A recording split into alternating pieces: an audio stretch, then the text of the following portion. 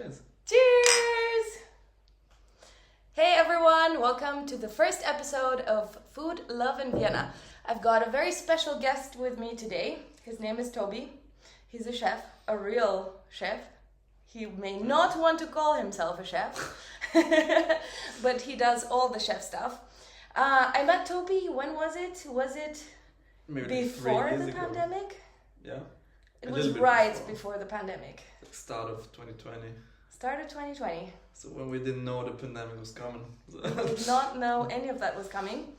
And the cool thing is Tobi at that point was just entering the world of gastronomy. He had no previous experience, right? Mm, So it was kind of the early days for you. it was. How did you get into food? And why did you choose to That's a big join question. the restaurant? Jesus. So I became interested in food because my mom always got the produce from her garden, and she liked to travel a lot with us, like with my sister and I.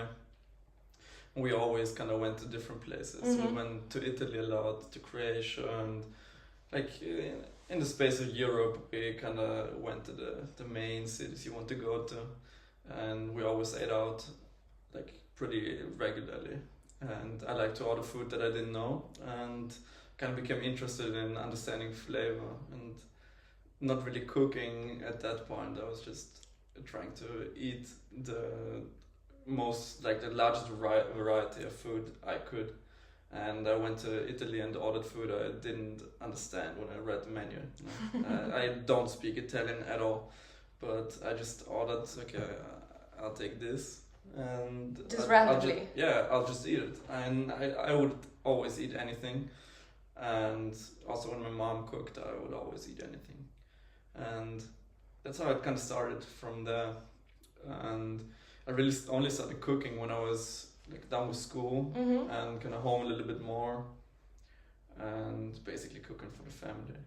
And that's the big start, I guess. And then Igor, like my first employer as a cook, I got to know randomly via the press article. I talked to him via Instagram and then kind of met him, and he wanted me to cook with him. It's a lucky story, but That is a lucky story. it is. But I guess it had to have happened some way or the other. Yeah, for sure. So what were some of the craziest stuff that you tried during your anarchy of I'm gonna order anything off the menu? I think the first time I was really like intrigued by the stuff I got was when I first ate potaga, because I was like maybe 13 years old. Oh wow. And then you get this kind of weird looking dried yolk kind of feeling, like creamy stuff on top of your pasta. I was like, this looks weird. Okay, I can see the mussels, and then there's this weird stuff on top, and it's super salty and fishy and in your face. And I didn't know if I liked it or not, but then I kind of ordered it again once I understood what it was. It's a cool ingredient. Have you made it? Cool, yeah. I haven't made it yet, no. I mean, I cured some pike raw, but that's kind of where it stopped. I haven't really gotten like big sacks of raw that you can really salt and then cure and dry. Yeah. So But you dry cure your fish, right? I mean, I sometimes, yeah, but I like to hang them and dry age them for like 1-2 days, because I got pike perches from Milchstädtersee, which are like 20-25 centimeters nowadays. And so these I like to dry age just for a bit to let the flesh firm a bit more, because they're a predator fish anyways. They got the firmer flesh, but not really curing too often. So curing is more an occasional thing. Cool. Like mit alles. Yeah. Cured and smoked. Exactly. That was yummy. But so tell me a bit, because I know that you have super strong values when it comes to local and seasonal, and you're very strict about that. I'm strict You just with myself. asked me about why I'm using tomatoes when it's not tomato season. So was that something that was already present in your values before? before you started like working in kitchens, or is that something that kind of developed with kitchen experience? I think it's maybe like a 50-50, because I always thought when, like, I grew up with a garden. My mom always planted like 15 different fruits, like 30 different vegetables, a lot of herbs, just whatever she could get her hands on. And I really respected the kind of like cuisine that changes over the years. Yeah. So okay, it's winter, you eat preserved stuff, you eat jams. Yeah. You eat a lot more fat. Yeah. More like legumes that are dried. And I respect this kind of seasonal change of food habits. And it also makes sense to eat more fat in the winter when it's cold and it's heavy. It's fun. You need a protective layer. Yeah, and it's soothing. You feel good when you eat fat in the winter. But if it has like 35 degrees Celsius outside in summer, you don't want to maybe eat beans and pork fat. Yeah, it's more like give me something fresh and high acidity. No, so maybe I think my mom really had a lot of impact on my values. But when I came to work in restaurant kitchens a bit more, it also kind of reinforced my thoughts. And Igor also being an anarchist and thinking in different ways than most other people, he reinforced that, although he doesn't really all the time like subscribe to seasonal or regional ideas. Yeah. But I guess for me, if I were to really choose what I wanted to cook at a given time, it would always be what's on hand and what can be found in forests or maybe on the fields or like even on the farms. It's just what is there. It's always enough to cook some decent food. Yeah, you just need to be creative. Yeah, creativity is maybe good for enjoyment, but even if you like me for myself, I don't always eat to enjoy the food. I just eat to get full and feel good. So if I'm home by myself, I just eat pasta, legumes, or dried split peas. Where do you get your pasta? Do you make it? I don't make it. I don't have time. So what is, what are the borders, or what defines for you local? Because I know that there are a lot of debates. Is it within the borders of a country? Is it within, I don't know, a specific amount of kilometers away from where you are?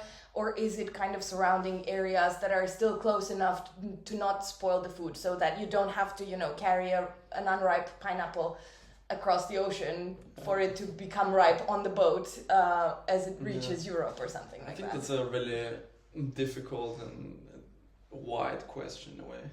Because I think national borders don't make sense in that case. Because Vorarlberg is northern Italy is way more close to Vienna than Vorarlberg is. So I think it's just like what's regional. It's just you have to kind of think about it, Because if you ship some rice over to Austria. Rice as a dried product, it keeps for it's shelf stable. It can hold for 10 plus years. It makes more sense than maybe shipping some kiwis from New Zealand. So for me, if I was to have a restaurant and really have the full say in what's going to be on your plate, I would just keep it as small as possible. I would cook vegetables from Stockerau. I mean, my favorite farmer lives there, and he has a small farm where he can really only provide for our restaurant and not anyone else because it's too small. And then I would have legumes from him and maybe some meat from another farmer that's close by. So it's really like a 50-kilometer radius. So that's the kind of proximity I would want to talk about. What about grains and stuff also? Grains? I mean, there's a lot of grains really nearby. So I would try to keep it as close as possible. I mean, the closest salt mine, it's going to be like Salzburg. Yeah. That's a little bit further away. But I mean, salt Close is enough. it's really close, and it's shelf stable also for 50 years plus, or basically infinity. But Yeah. yeah, I think you just have to think about it, what you want to do, and it also doesn't end with okay, where it's from, but how it comes to your place. Like, is it shipped in a, like, do you have a car that's coming just for you? Do you have a big, Fair enough. you know, is there other people using the same supplier you can maybe like take a bit from, or do you have this guy just coming for you? Yeah. Because for example, we got fish from Alex Moser at Münstersee, and he delivers to 5 different restaurants. He comes once a week. That's why we also like dry hang the fish. So it's basically preserves itself for a bit longer. He just comes with his bike. So he takes the train with his bike and the fucking carry-on thing. He can put his fish box in, and then from Hauptbahnhof he just cycles along, has his route every Thursday, and then he goes back. That is beautiful. That's cool. Yeah, that is beautiful. And that's the kind of people I want to work with. And he's fun, and he has this hippie looking person. It's good. So how did you, I mean, obviously working in professional kitchens, you already get to know some suppliers, but how did you, I mean, I know that you know quite a lot of them, and you've got, you know, a lot. No, not really a lot. I mean, you know enough to organize pop-up dinners and all those kind of things as well, right? Yeah, I guess it's just you get to know people, you talk to them, and then you know whether you want to work with them or not. Yeah. I mean, for example, the pork supplier person, Andreas Seiser, he just came to eat at the last restaurant I worked at. And he came there, he was like, okay, do you want to maybe take a trial of our meats? I was like, for sure. I mean, he's bio certified, and I was like, okay, let's try it. And then we tried it, and it was amazing. And it was also really, really nice of him to pack some liver for us. So it's good staff meal. So Yeah. So we ate some liver. I was like, liver is staff meal. That's good. No, I mean, it's just for you get the best stuff. That's I mean, people don't want to eat it anyways. Yes. People don't know how good it is, and then that's why I got to know him, for example. And just like asking other friends that are cooking whether they have someone that has this and that. That's the same with Daniel. We talked about it a bit beforehand, but I got some vegetable persons. I got one fishmonger basically. So not really a lot of different variety you might want to have as a cook. Yeah. But variety comes by itself, I think. One of the things that I noticed from your early days in Igor's kitchen is that you have a sense for combining techniques and ingredients in a very kind of raw, honest, but also very creative way. Like you mentioned earlier when we were talking, your pigeon dish with popcorn and those kind of things. Do you have a process, or what's happening in your mind? Can you just let us into your brain for a second? I think the biggest thing that works in my head is just restrictive thinking, if that makes sense. So I restrict myself to what's available to me. I say, okay, I have for me it's kind of a puzzle I want to put together. So I might order like 20 different ingredients. I want to make 6 courses or 6 dishes. And then I try to use my brain to combine ingredients. It's not that hard, honestly. I mean, for me, it really makes sense. Yeah. I guess for other people, it's not gonna work like that. But for me, it comes natural, and like combinations present themselves. Do you kind of taste them in your head beforehand? Do you have this kind of sense where I don't have to taste them. That's the kind of that's the weird part about it. I think that's also what it. For me, I didn't have a culinary like education really. Yeah. I think just those experience of eating out a lot and really tasting like various different dishes and Yeah. really a broad spectrum of different foods enabled my brain to be able to combine like flavors. And then being able to imagine what different flavors Would taste taste like together. before you actually taste them. Yeah. Yeah, I mean, I have to say it's one of the things that I really enjoy. Like sometimes when I think about a dish, and obviously I don't try it because I'm thinking about it, but I can taste the various elements all together, and I'm like, okay, this would work or this would not work. So in your early days, what were some of the, I don't know, some of the dishes that kind of propelled you, or like where you started really geeking out about it? Whether it was actually in your Noble Savage days, or after that, or before that, but what were kind of, you know, some of the things that you made where you were like... Temporary signature dishes, you mean? Yes, or where you were like, fuck, I need to perfect the hell out of this. I don't believe in perfection. Yeah, but come on, your pithiviers, I've seen you make the pithiviers from the beginning, and they looked beautiful, but now they look incredible. Yeah. I mean, pithiviers is a nice example, really, because I think that's also, I think, a good symbol of what I want to be as a cook. It's just, I see myself more as a craftsman rather than an artist. And what I appreciate about pithiviers, it's you can really express your cooking self in it, but also it's really it's crafty. You have to be on point with like technique and temperature and whatever the fillings are inside it. You really need to appreciate like water content. If you don't think about water content in the filling, it's all gonna just juice out if you bake it. Or the pastry won't be cooked, and the pastry just softens out from the inside. It doesn't get crusty and dark. It's a lot of different like variables you have to think about, and I really enjoy that. I also only learned to enjoy that when I first came to Igor's. I didn't want to do them. I was like, okay, this is kind of the weirdest dish for me when I thought about it. Really? Yeah. How come? I mean, look, we had a 4 or 8 course menu at Igor's place. Yeah. When I started, and I was like, okay, if I were to eat 4 courses, so you could choose between between 2 dishes each course. So there was one like small plate, then one larger plate, one main course, and one dessert. And I would always choose the pasta. There was pasta or pithivier. I'm a pasta person. I could eat pasta every day. Like noodles in any way or form are just best food for me.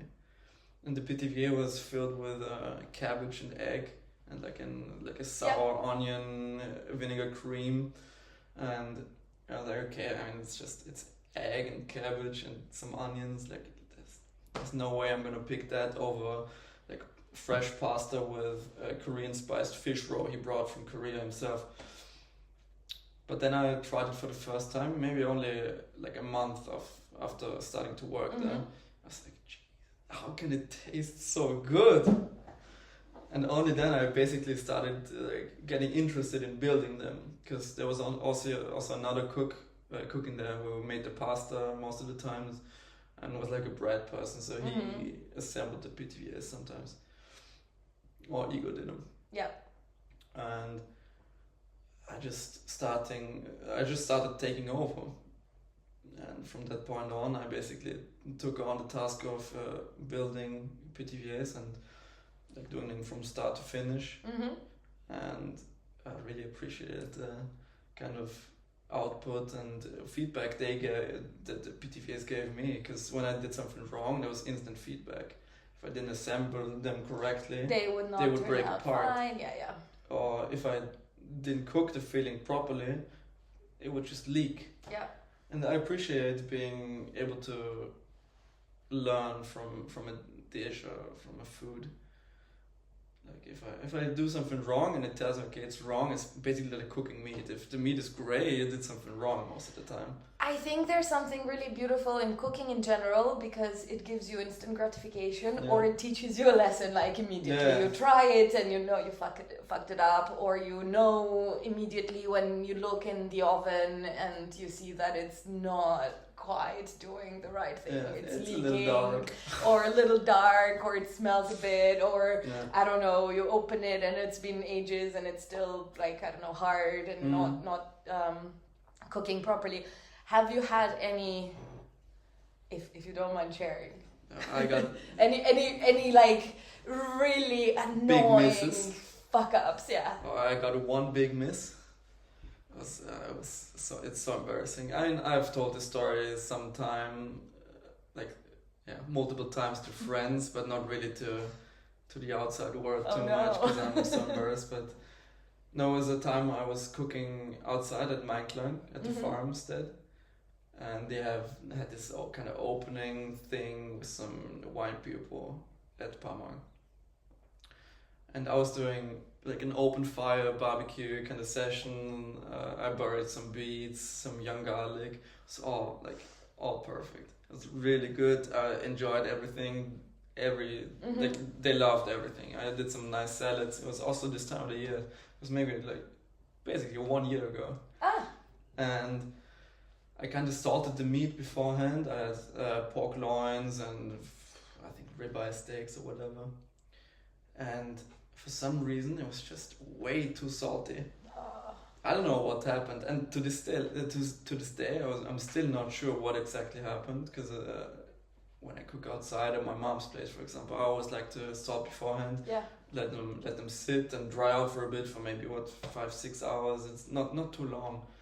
But I guess I just salted it too much, or the salt was not sea salt, but table salt or something. I don't know.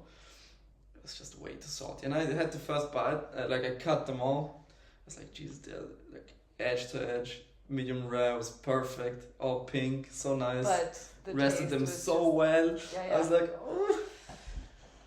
I cut them, I served them, I go home, and then I tried it. I was like, Jesus. Luckily, they were all drunk, so they all eat them. They would eat it all, but I was not feeling great after that one. Oversalting is also a tricky one because there's nothing you can do to it. No, not really. I don't know, if you have too much sugar, it's painful to have to counterbalance it, but you can still do it. But oversalting something... No, and it's also, it's a fine fuck up to have, I think. It's not... Yeah. It doesn't burn too much. I think it happens to everyone. It happens when you... once you expose yourself to a new kind of experiences and expose yourself to failure, basically. There's always something that could go wrong if you cook for 30 people alone. Of course. I was also I've only been cooking for 3 years and a bit, so there's also a long way to go, I think. Of course. So that can happen. Yeah. And it can happen at any point. Yeah, I remember when I organized the first pop-up dinner, at some point someone at the table asked me, "Have you tried this food?" And I was looking and I was like, shit, did I oversalt it? That was my first thought. I was like, I did something bad. I really did something bad. But actually they were just curious to hear if I tried it, and I had not tried it. So I survived the pain. I asked them how it was. They said it was not oversalted and they liked it. They were just genuinely curious. So then a couple of days later I actually made the dish so that I could actually try what I gave them. It's a weird kind of thing that happens because now at Komodo I'm working right now. It's the second menu we've been cooking since I started there. And the last menu I didn't try any dish. I basically 2 dishes from the menu were 100% out of my head. Yeah. But I didn't taste them at all. I tried the components. Yes, exactly. You try the components, but you don't try them all together. And you also only try them some of the times. Yeah. And you just, I don't know. The feedback alone, I feel like is enough. I try the components. I know Exactly, you know how horseradish leaf tastes. But it's a weird thing that happens. Because sometimes I wanna, like after it's done, now I want to taste. I want to taste the main dish or like the meat dish we've been doing last month. Yeah. It's What gone. was it? It was a pork loin, grilled of charcoal, in a whey sauce. We used the cheese in our dessert, and on the side, like that's basically on the side. So the meat was on the side, and the centerpiece was charred asparagus, grilled and glazed with a really sugary, like apple cider vinegar reduction. So it's also the apple cider vinegar you had on your radishes. Yeah. That was very yummy. Yeah. So we kind of. We brushed it on the grill, so it really got dark and caramelly and kind of burnt. And there was this pig's head and trotter jelly with some Viennese wild herbs on top. So it just, but with the heat of the asparagus, it just melted into a sauce. It's a good time. Sure again? Exactly. So, Tobi, got a couple of questions. What is the most underrated ingredient in your opinion? Or not ingredient, but not necessarily ingredient, but food or technique or something? Probably animal heads, innards, or onions. Wait, overrated or underrated? Underrated. Underrated, yes. Overrated all luxury ingredients. Fucking truffles, caviar. Like, it just doesn't make sense. Agreed. But onions. Onions are awesome. They can go into everything. They can go into any food.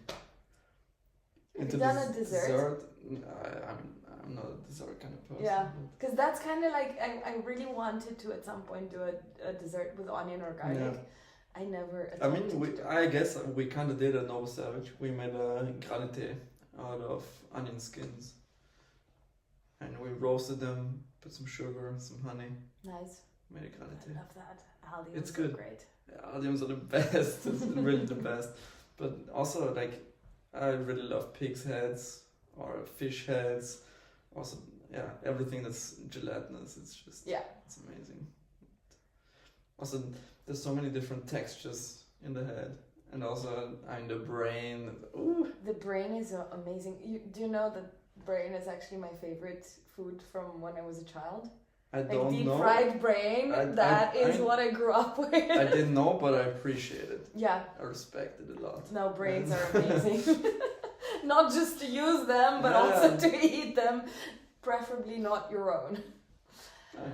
What is... This is going to be a tricky one and you can turn it around. What is your favorite thing to cook? And I will say at the moment.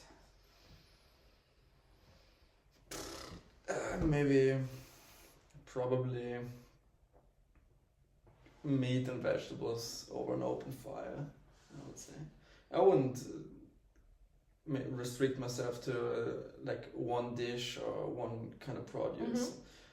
But I think the open fire and kind of the interaction you have to have with your heat source is kind of fun.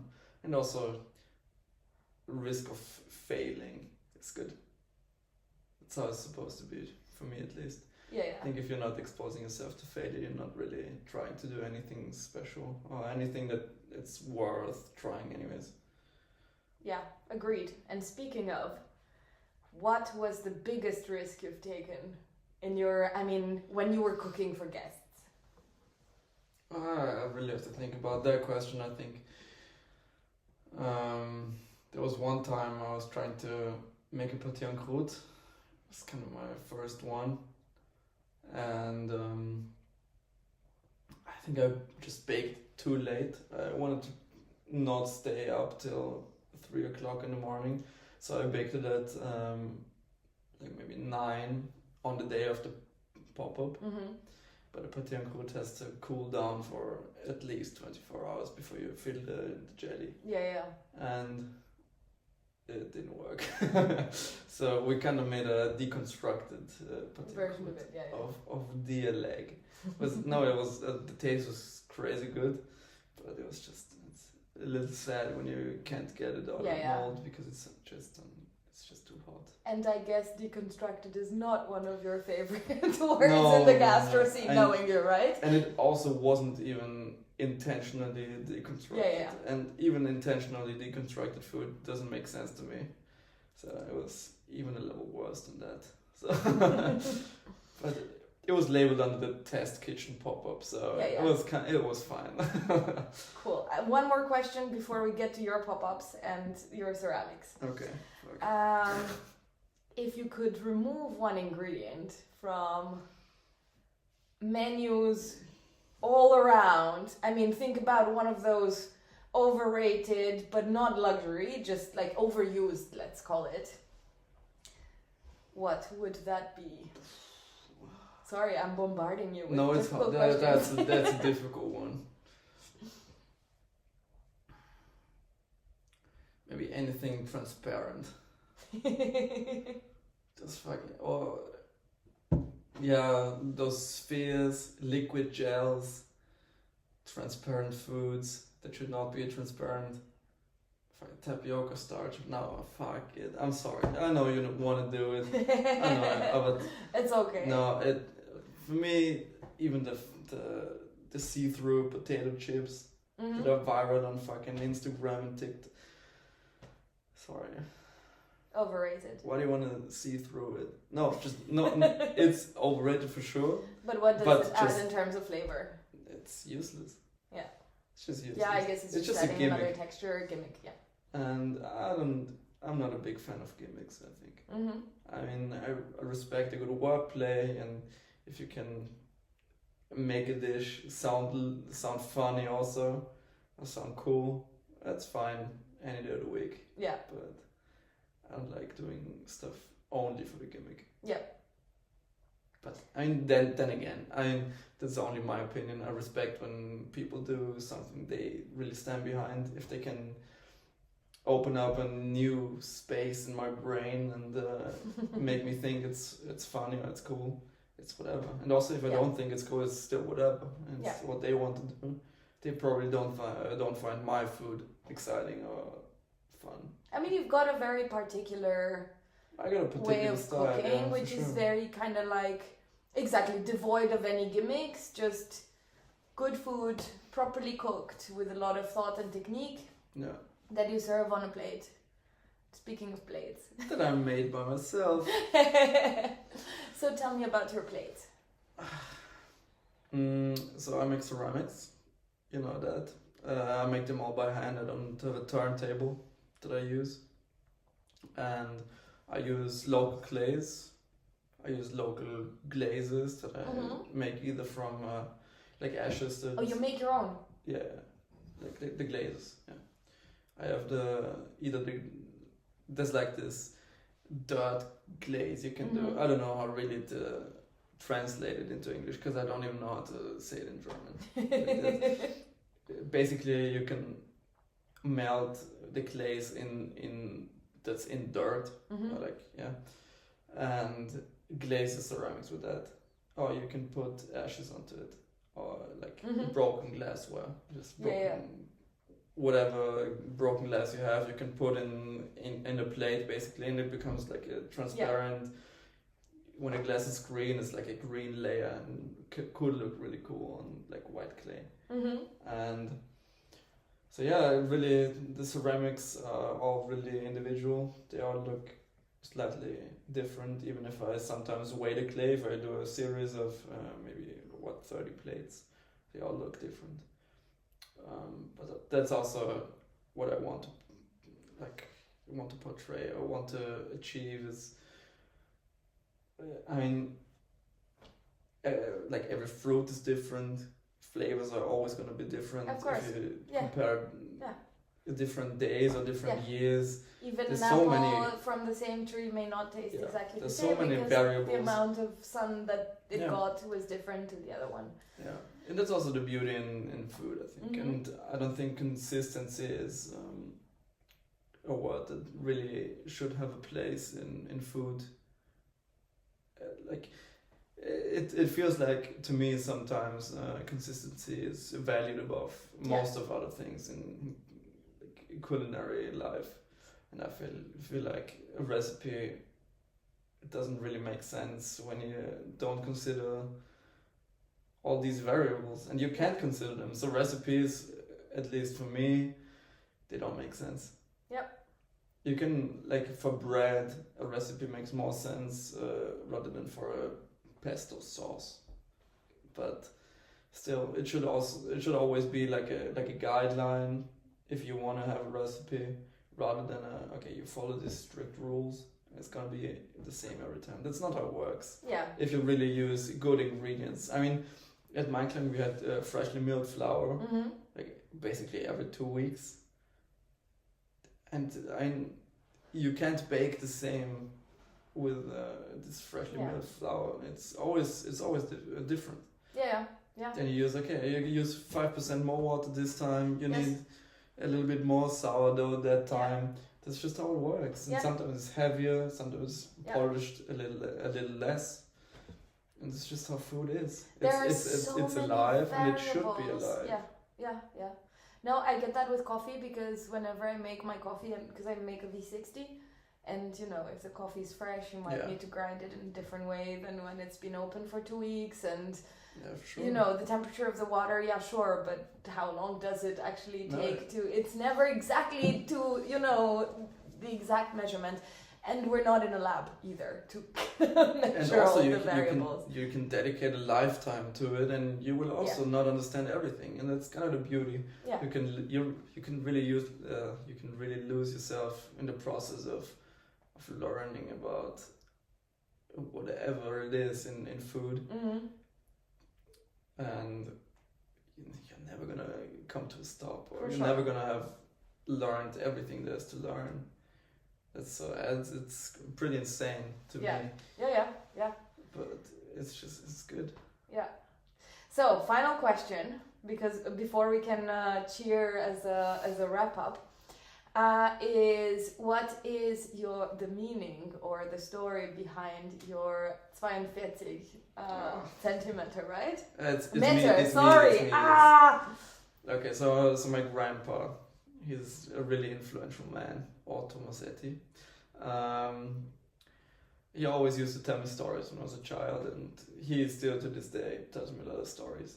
And he kind of lives in the past also, which is sometimes not the best thing, but I appreciate the stories too. He built his own skis, and he was really poor growing up. So he had like this wood logs he carved to like skis, and had kind of cans that he put for the front of the skis, so it's kind of bent up so you can ski.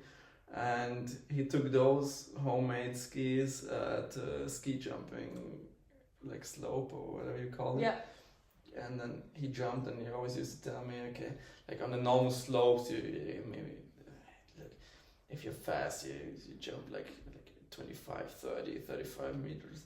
Yeah, but then on the ski jump, he jumped for 42 meters, and then he just crumbled apart. He just fell so bad, and the skis were disintegrated. It's all so bad, but he always told me the story where he flew like 42 meters, and that's why I adapted his story to be like the headline of all my creative outlets I have now. So like cooking kind of falls under it, ceramics fall under it, and also if it's just whatever I do is like in a creative kind of way. The flies under the 42 meter banner for me. Very nice. That's what I was gonna ask about the 42 banner, because it was like, is it actually just food? I mean, no, I saw the ceramic stuff. Yeah, and also I'm planning on doing different things. I mean, I got my own cutlery from Karl Auberg also. And my own is a little bit pretentious maybe, but you produced cutlery with another guy who's into like forging stuff. So we kind of designed it, and he's the welding master and in general brass shaping legend. Yeah. And I got some new projects going on with him. and also I'm trying to go into glassware and maybe try to design some glasses and get into that, because in general I just want to learn. I want to acquire more knowledge to be able to use it once I open my restaurant. I want to have my own cutlery, I want to have my own plates. Maybe I'm going to produce them myself. Maybe I'm just going to use my knowledge to better select different artists, ceramics or whatever it's going to be. But I really like the kind of in-depth dive that I'm having right now, and I really enjoy being able to understand the different kind of fields of work that make sense together with cooking. Yeah, exactly. That's around cooking. I think that's really cool. Yeah. Thank you so much. Well, thank you for the invitation. Is there any more beer in there? And it's just the last drop. It's perfect. Yes, exactly. Time for ramen. I'm ready.